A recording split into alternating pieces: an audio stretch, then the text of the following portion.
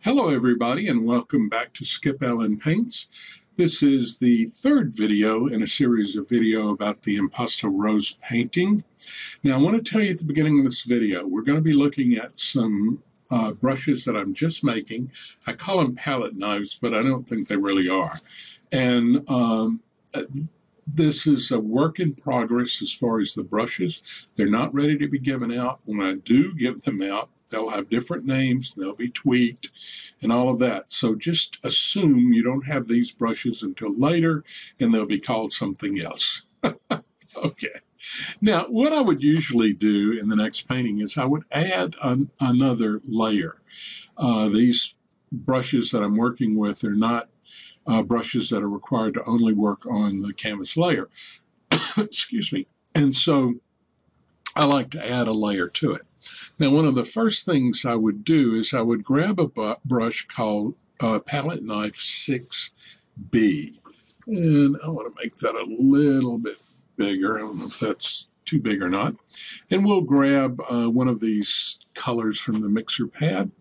And all I'm going to do is I'm going to kind of just paint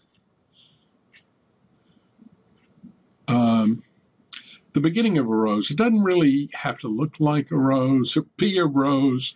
Nothing like that is required. When you're working with impasto, at least the way I work with impasto a lot is by using it as a single stroke. So this 6B palette knife sort of puts down the general shape of the rose. Now I would come back to another brush, or come to a brush called Palette Knife 1C2. Now this brush, it adds a lot of impasto, and it can give you some little nice, quirky lines like that. Okay, so now I'm going to go to this orange, and I'm actually going to come in here. See, roses are they're sort of spirally. And, oops, that came in too close. So what I'm doing right now is actually just painting the petals of the rose, sort of.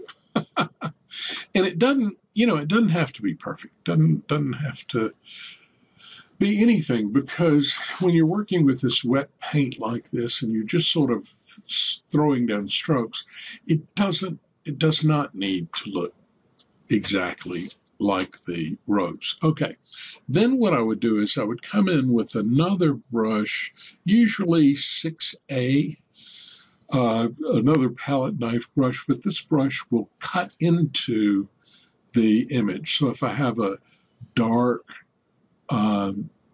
color here, and I come in and I can drop it in like that, and it cuts into the petal,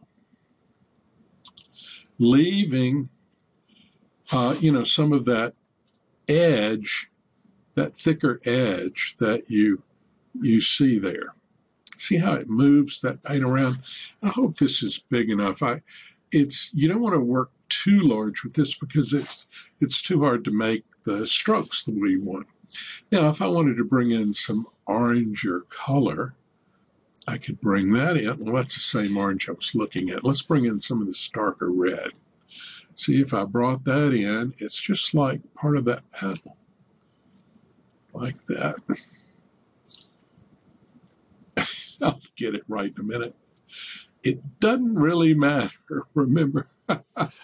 Okay, so we're beginning to get the look of a rose here.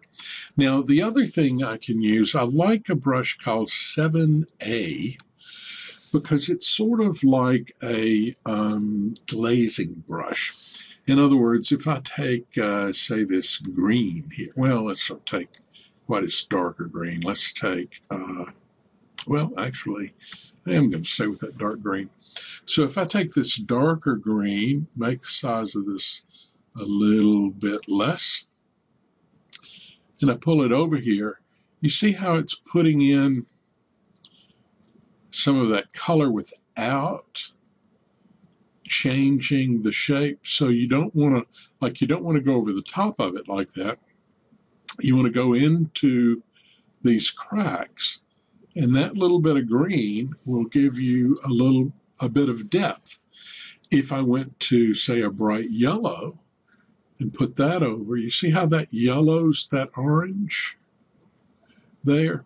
So it's a way to kind of add a little bit more stuff to your painting. And I kind of like these blues. I'm going to come in with the 1C again. Oops. And just kind of darken this. Give us a little line or two.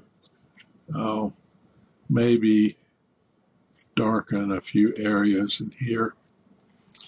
And then I could take a couple of brush strokes like that, and oops, we want to come straight down. Now see how that's losing color quickly? That is from another panel, and we'll talk about that in a minute. We're at 6 minutes, so we're going to close the video, and I'll talk to you in a few. Bye-bye.